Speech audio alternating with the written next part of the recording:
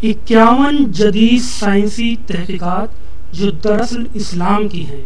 एक किताब जो जाहिर करती है कि जदीद साइंस की शुरुआत दरअसल इस्लाम ने की है, जिसे हासिल करके ही यूरोप अपनी डार्क एज से उभर सका।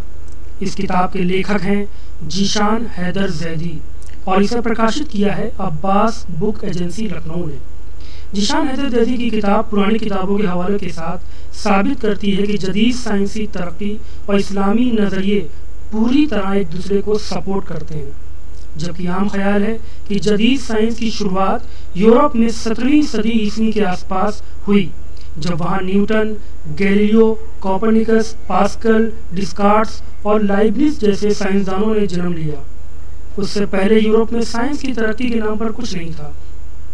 यहाँ तक कि उससे पहले के पीरियड को इतिहासकार डार्क एज के नाम से पुकारते हैं। डार्क एज से पहले पूरी दुनिया में कहीं पर जदीद साइंस नहीं थी, ये भी दुनिया का ख्याल है, जबकि हकीकत कुछ और है। सच कहा जाए तो आज भी पूरी दुनिया 6ठी सदी ईस्वी से 13वीं सदी ईस्वी को इस्लाम के गोल्डन पीरियड के नाम से पुकारती है।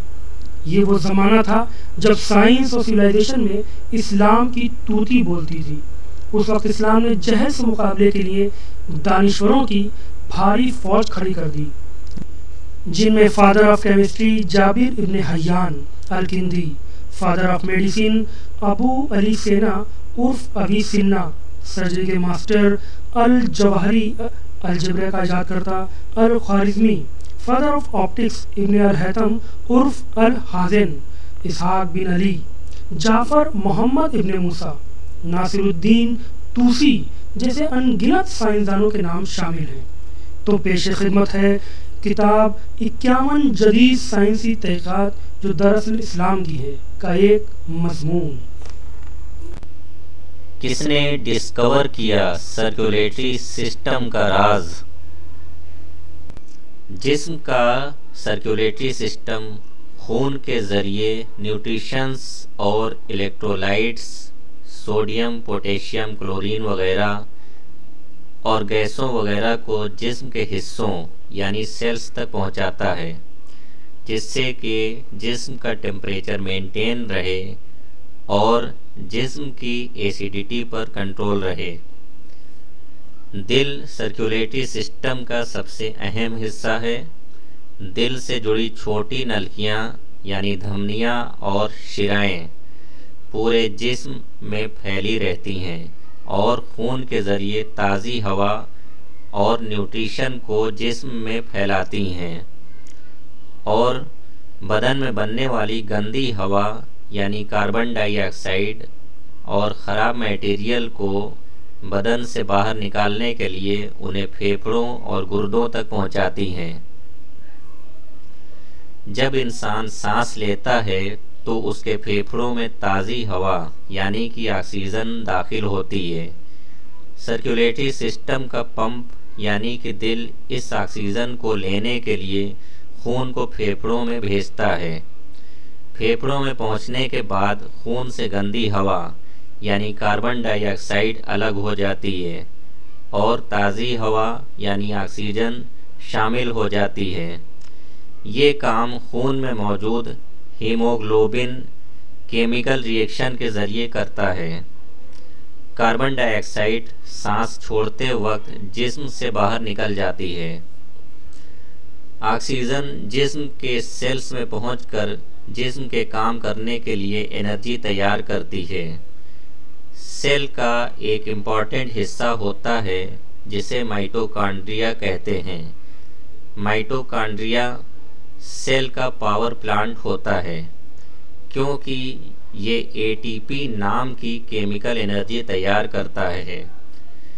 ये सेल के दूसरे हिस्सों से ग्लूकोज और NADH जैसे मटेरियल्स को लेकर ऑक्सीजन की मौजूदगी में ATP को बनाता है। एनर्जी के प्रोडक्शन में निकलने वाली कार्बन डाइऑक्साइड जिस्म के टेम्परेचर को बढ़ाती है, जबकि आने वाली ऑक्सीजन टेम्परेचर को घटाती है। इस तरह सर्कुलेटरी सिस्टम से होने वाला दोनों गैसों का सर्कुलेशन जिस्म के टेम्परेचर को भी रेगुलेट करता है जो कि बदन के सारे सिस्टम्स को सुचारू तरीके से काम करने के लिए बहुत ज़रूरी है। बात की जाए अगर सर्कुलेटरी सिस्टम को पहचानने की, तो इस बारे में यूरोपियन किताबों के मुताबिक इंग्लिश साइंसदान विलियम हार्वे का नाम आता है, जिसने 1628 ईस्वी में कुछ तजुर्बात के ज़रिए इस सिस्टम की पूरी वर्किंग लोगों को समझाई। लेकिन ऐसा हरगिज़ नहीं है कि विलियम हार्वे से पहले इस सिस्टम के बारे में कोई कुछ नहीं जानता था। इस्लाम के गोल्डन पीरियड में कई इस्लामी साइंसदान इस सिस्टम को बखूबी समझ चुके थे। इब्ने सिना यानी अविसिन्ना दिल की धड़कनों के राज से पर्दा 1000वीं सदी में ही उठा चुका था। 13वीं सदी में मौजूद अरबी साइंसदान इब्ने अल-नफीस ने बताया कि गंदा खून दिल के ज़रिए फेफड़ों में जाता है और फिर वहाँ से साफ होकर वापस आता है और फिर दिल ही के ज़रिए पूरे जिस्म में पहुँचता है। अब सवाल ये उठता है कि अविसिन्ना या अल-नफीस को ये बातें इस्लाम से या इस्लामी इमामों के ज़रिए हासिल हुआ था या फिर गैर मुल्कों यानी हिंदुस्तान वगैरह से। तो एक वाक़े से ये साफ हो जाता है कि हमारे इमामों को इलाही इल्म से सर्कुलेटरी सिस्टम के बारे में भी इल्म था। ये वाक़या दर्ज है शेख सुद्दूक अलैहि रहमा की लिखी 1100 साल पुरानी किताब हललुश शरा में, जब हज़रत इमाम जाफ़र सादिक अलैहिस्सलाम ने एक हिंदुस्तानी चिकित्सक को चिकित्सा की कुछ गूढ़ बातें बताई थीं। इन्हीं में इमाम का एक जुमला इस तरह था, और दिल सनोबर के फल की तरह इसलिए है कि वो सरंगू रहे और उसका सर पतला रहे, इसलिए कि वो फेफड़ों में दाखिल होकर उससे ठंडक हासिल करे ताकि उसकी गर्मी से दिमाग भुन ना जाए। यहाँ पर इमाम दिल की ख़ास बनावट की बात कर रहे हैं और सर्कुलेटरी सिस्टम का राज निहायत आसान अल्फाज में खोल रहे हैं। ऑक्सीजन की सबसे ज़्यादा ज़रूरत इंसानी दिमाग को होती है।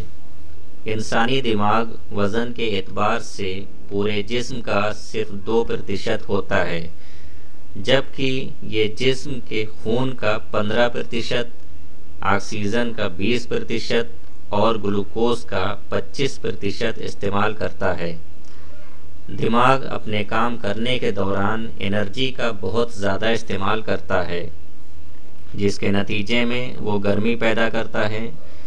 उस वक्त वहाँ के टेम्परेचर को मेंटेन करने के लिए ऑक्सीजन अहम रोल निभाती है, और ऑक्सीजन ना हो तो पल भर में गर्मी की ज़्यादती से दिमाग के न्यूरॉन्स ख़त्म होना शुरू हो जाएंगे और इंसान की या तो मौत हो जाएगी या फिर वो पागल हो जाएगा। इसी की तरफ इशारा कर रहा है इमाम जाफ़र सादिक अलैहिस्सलाम का ये जुमला कि वो फेफड़ों में दाखिल होकर उससे ठंडक हासिल करे ताकि उसकी गर्मी से दिमाग भुन ना जाए। इमाम साफ साफ फरमा रहे हैं कि ठंडक यानी कि ऑक्सीजन दिल के ज़रिए दिमाग तक जाती है और वहाँ के टेम्परेचर को मेंटेन रखती है। इमाम जाफ़र सादिक अलैहिस्सलाम साइंस की मुश्किल बातों को आम आदमी की ज़बान में इस तरह समझाते थे कि जो साइंस से दूर होता था वो भी आसानी से समझ जाता था। उस ज़माने में ऑक्सीजन, कार्बन डाइऑक्साइड या किसी भी गैस की खोज नहीं हुई थी, इसलिए सर्कुलेटरी सिस्टम को समझाना निहायत मुश्किल था किसी ऐसे शख्स को जिसने ऑक्सीजन या कार्बन डाइऑक्साइड का नाम ही ना सुना हो।